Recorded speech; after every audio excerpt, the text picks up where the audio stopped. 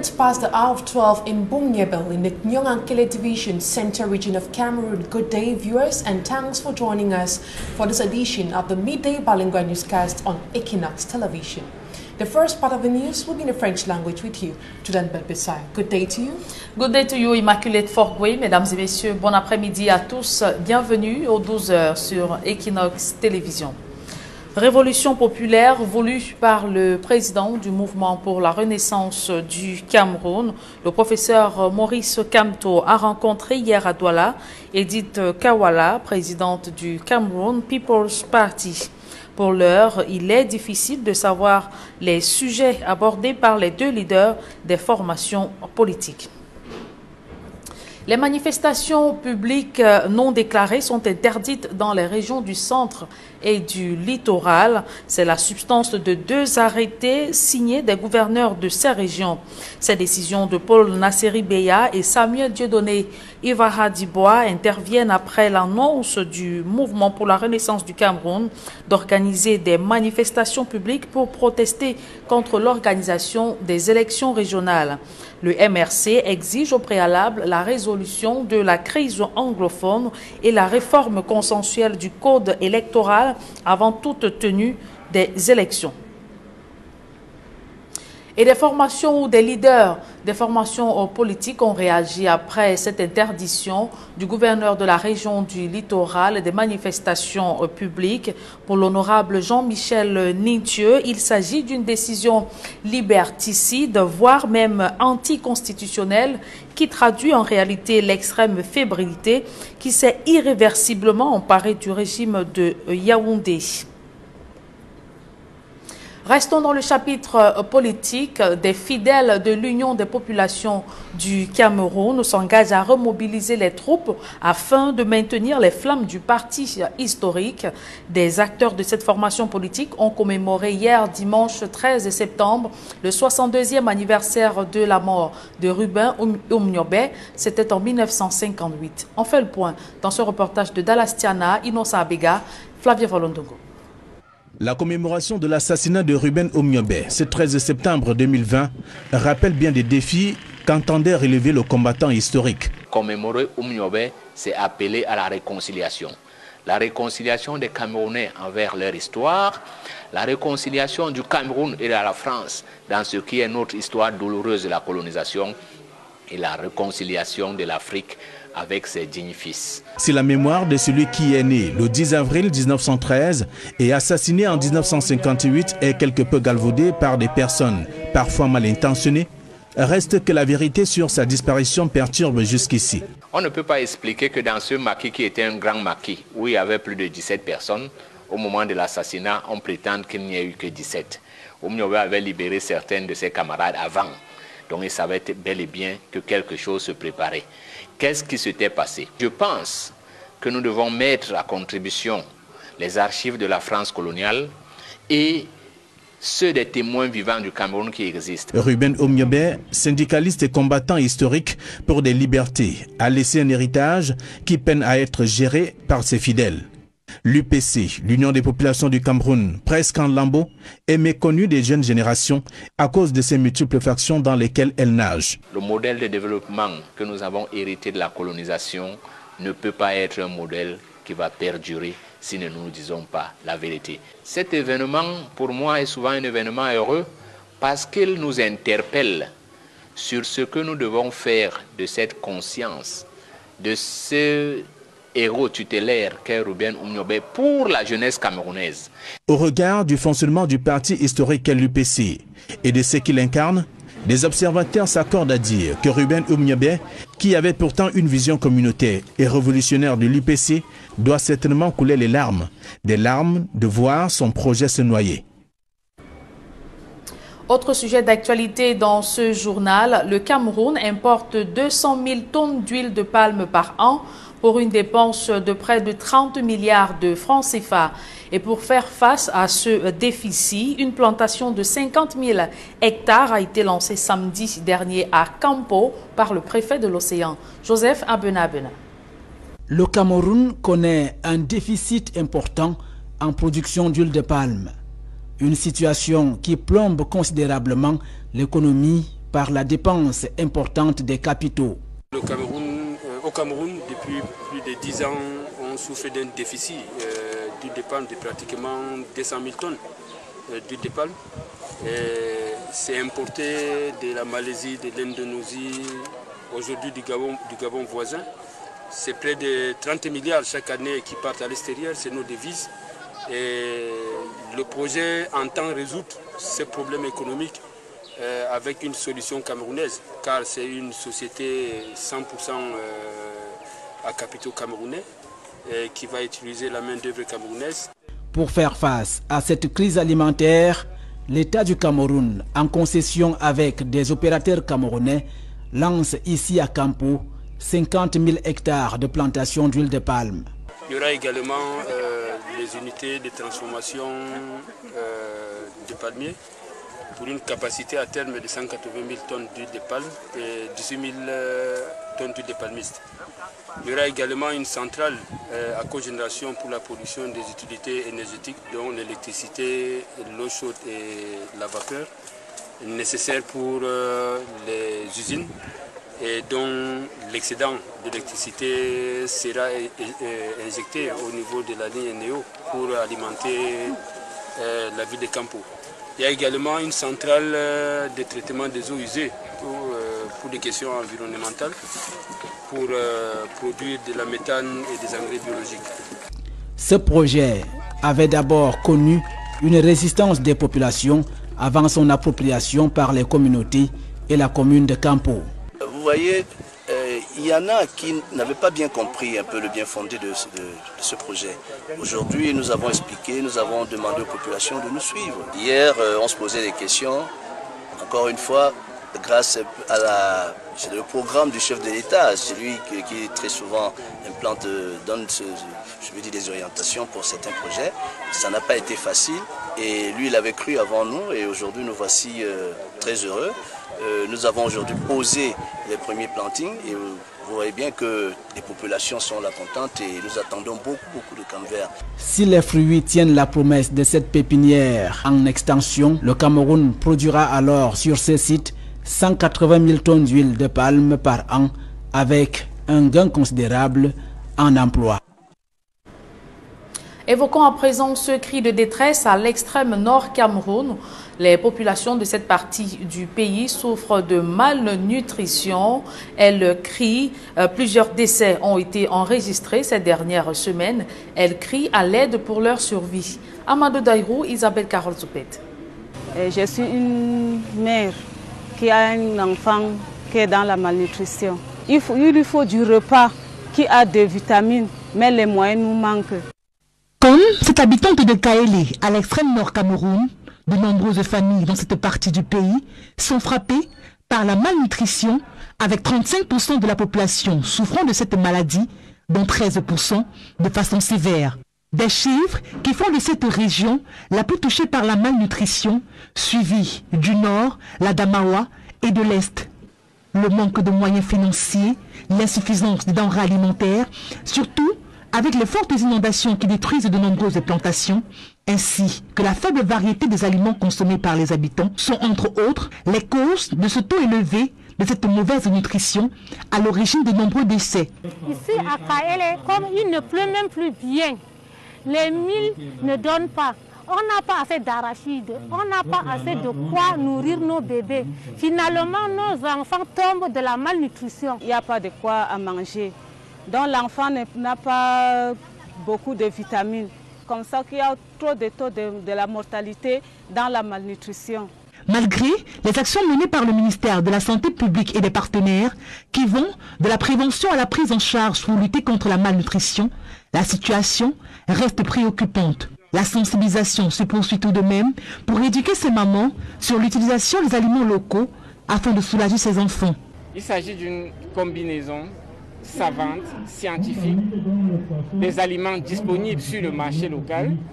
Nous travaillons de concert avec les commerçants pour s'assurer de la disponibilité de ces aliments. Au-delà de ces projets de prise en charge des enfants qui sont déjà malnutris, nous travaillons en amont pour que cette malnutrition n'arrive pas. Reste plus qu'au pouvoir public de multiplier des stratégies pour éradiquer cette maladie qui touche l'ensemble du territoire national. Allons à présent à la découverte du village Manda dans le département du Noun. Là-bas, la localité a mal à ses routes qui sont en piteux état. En cette période de fortes pluies, la situation s'est aggravée. Kedjara. Mauvais état de la route dans l'arrière-pays. Nous sommes sur l'axe Magba, Manda, dans la localité de Foubalou, dans le Noun. Se déplacer à bord de voitures, de motos ou même à pied est devenu un véritable calvaire.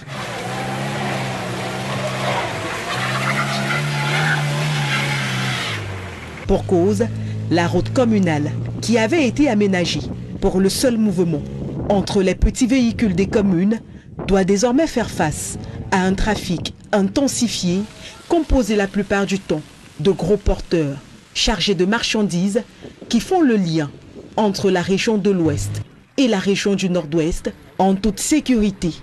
En pleine crise anglophone, conséquence directe, elle s'est dégradée au plus haut point.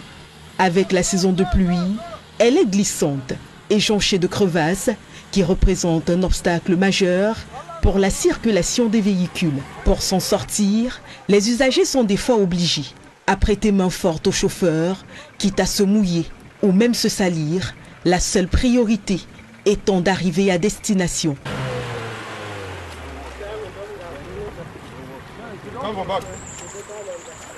Pourtant, il y a peu, le chef de la localité de Manda a effectué des travaux de réaménagement sur cette route afin de faciliter le transport des petits véhicules. Aujourd'hui, il en appelle à la réaction des autorités compétentes. Cette route lie directement l'ouest au nord-ouest et la reconstruction du nord-ouest ne doit que passer par ici.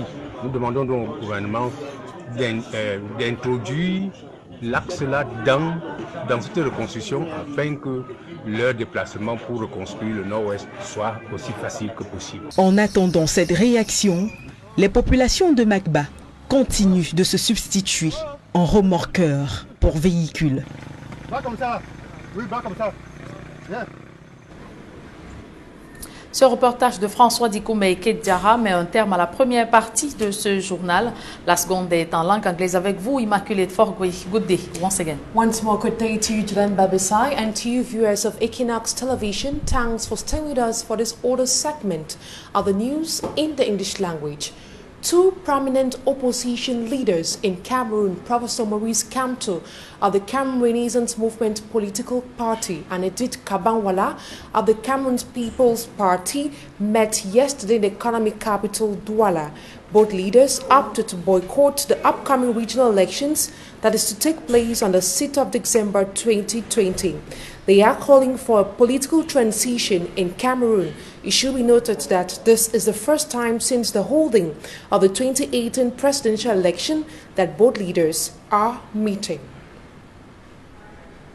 Meantime, the governor of the Lithra region, Samuel Neva Dibois, and his counterpart Nasiri Paul Biya of the Central region of Cameroon have signed a communique prohibiting the organization of any unauthorized meeting and demonstration till further notice. They promised sanctioning anyone who goes against the decision. The restriction order comes few days ahead of the planned protest action convened by Professor Maurice Kamto's Cameroon Renaissance Movement political party. And over in the northwest region of Cameroon, Governor Adolphe Afrique has called on the population to collaborate with security forces as they continue with Operation Bamenda Claim. Details in this report.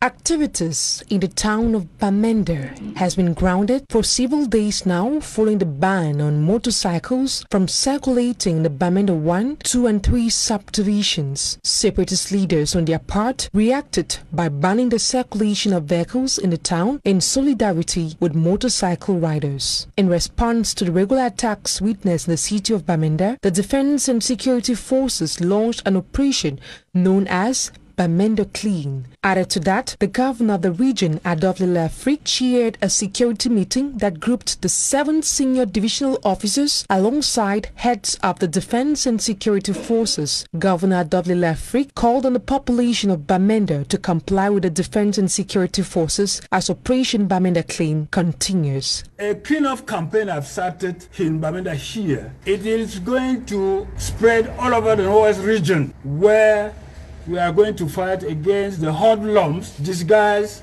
that are threatening the quiet environment we were rejoicing some few years back. So I will like here to still reiterate it. We cannot allow the hoodlums to take control of this beautiful region. Equally assured inhabitants of Bamenda that construction work on the Bamenda-Babaju stretch of road will soon kickstart. All is set for the effective beginning of work on the Babaju-Bamenda stretch of road. Once more, we call on the patriotism and frank collaboration of people living along this road to ensure the safety of work material. In fact, I have instructed all the administrative authorities along with traditional rulers and the communities to organize themselves to support and help the security services to give long-lasting security to the companies that are going to rehabilitate our road, not only on the stretch of road between Babaju and Bamenda, but all over in the region. He went ahead to highlight certain resolutions taken in the course of the meeting, which includes the call for civil servants to return to their duty posts. The civil servants of this region to go back to their various working sites. If not, they are going to face the might of the laws and regulations of the Republic and to fight against the ghost town. We are going, as from today henceforth, to send our inspectors to trace and sanction those who are not coming to work on Monday. We are also going to reinforce the security to help the civil servants that are going back to their various working sites to go there peacefully. The mayor of the Bamenda City Council, Paula Chombong, noted that the region is now plagued with killings, burnings and kidnappings. He says things can only get better if the population collaborates with administrative authorities, defense and security forces. Forging ahead in the pursuit. We now take you to the southwest region of Cameroon, where victims of the recent mud flow in Gouti subdivision, Kupe Maninguba division, are calling on the government to carry out stringent measures in order to prevent any future catastrophe from occurring in the area. They were speaking while receiving aid from some elites of Gouti. Innocent Aze has more. Lamentations of the recent mudslide victims in Loambo, Opa and Lowan Congo in Gouti subdivision of the southwest region finally touched hearts, leading to a benevolent gesture.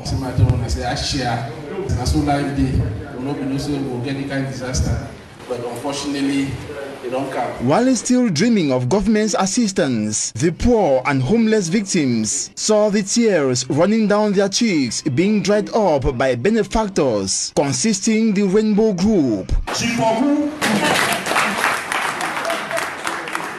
With an enveloped sum, foodstuff and moral support, these victims, accompanied by their traditional rulers and local administrators, can now smile and feel remembered and not neglected. Yes, and I'll be very much happy for the help where they don't remember we, it's difficult to get them.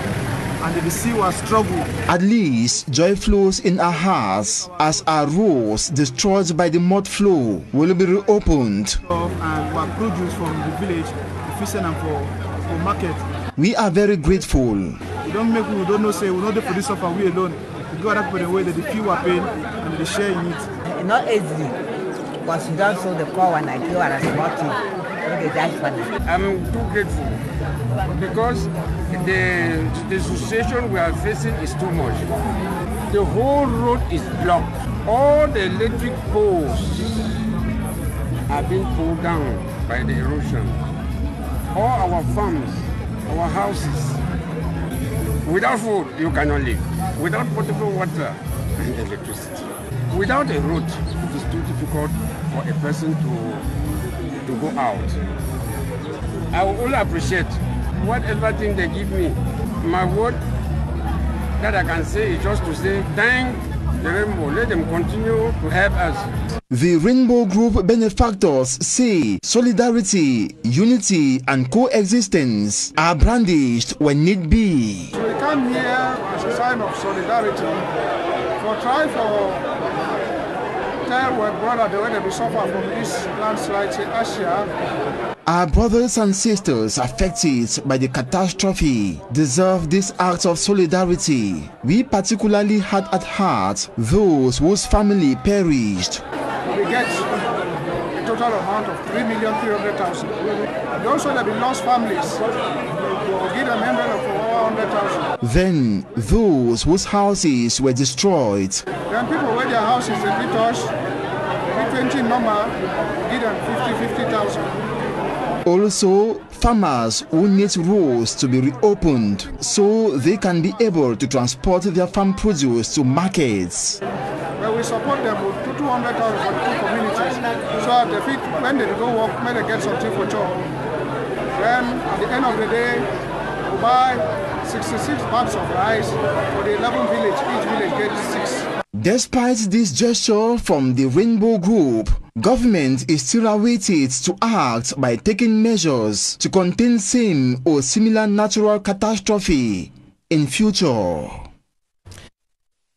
Reporting, we leave the southwest region to the far north region of Cameroon, where health experts of the area say malnutrition is the leading cause of high death rates amongst children under the age of 5. They say that over 30% of inhabitants of the far north region of Cameroon suffer from malnutrition. Fomi Armstrong Sanda tells us more.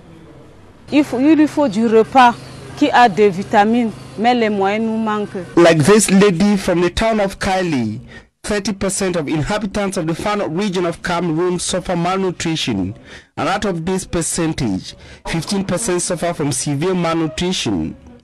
These disturbing statistics from health experts in Cameroon places the far north region of Cameroon as most affected by malnutrition, followed by the north region, the Adamawa and the east region. Financial difficulties, insufficient food supply and natural disasters like floods responsible for the destruction of farmlands has been blamed for the high rates of malnutrition. There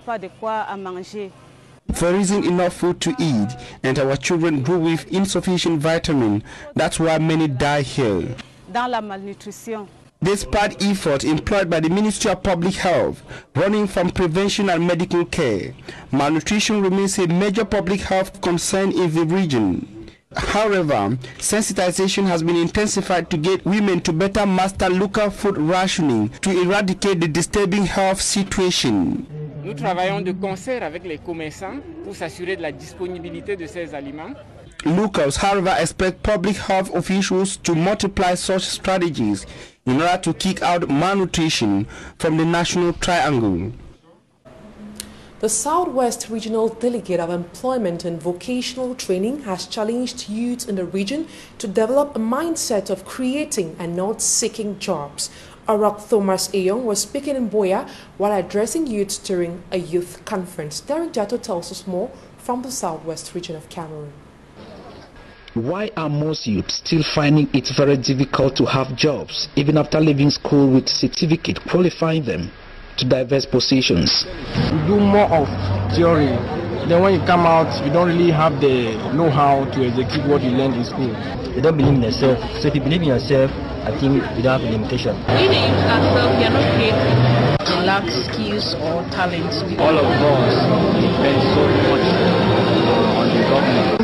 And this is the reason Arok Thomas Ayong, Southwest Regional Delegate of Employment and Vocational Training, brought these youth together. He wanted these youth to point out their problems themselves, and in looking for the solution, his delegation took but a more practical approach by bringing on board other youth who are succeeding in their ventures to share their stories and how they got where they are today. At the age of 34, I am an inventor by occupation and profession. So let thoughts of doubt and fear not be your portion from introduction to conclusion until you arrive your destination. Thank you. This platform is called Job Creation and Self-Employment Conference, and changing the mindset of youth from job seeking to job creation is the theme. Orok Thomas Eyong, Southwest Regional Delegate of Employment and Vocational Training, during his address, schooled these youth on the evolution of the society, the government, vis-a-vis jobs. We started where we brought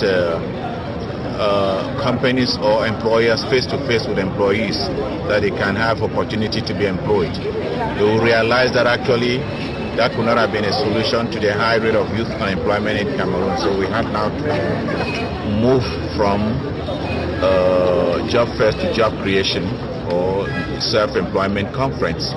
You will bear with me that unemployment and poverty breeds instability in every system. And the one thing they need to know for takeoff. I think the most important thing is, first of all, to have self-confidence. To have self-confidence, develop that idea. Exhibitions were also part of the package to better communicate to these youth on how they can create their own space and brand themselves in today's job market. And that report, compiled by Southwest correspondent Derek Jato, ends this edition of the Midday Bilingual Newscast on Equinox Television. Have a blessed day in the company of our program. Rendez-vous demain 7h, Immaculée Forgoué. Mesdames et messieurs, merci d'avoir suivi cette édition bilingue du journal. Restez en compagnie de nos programmes.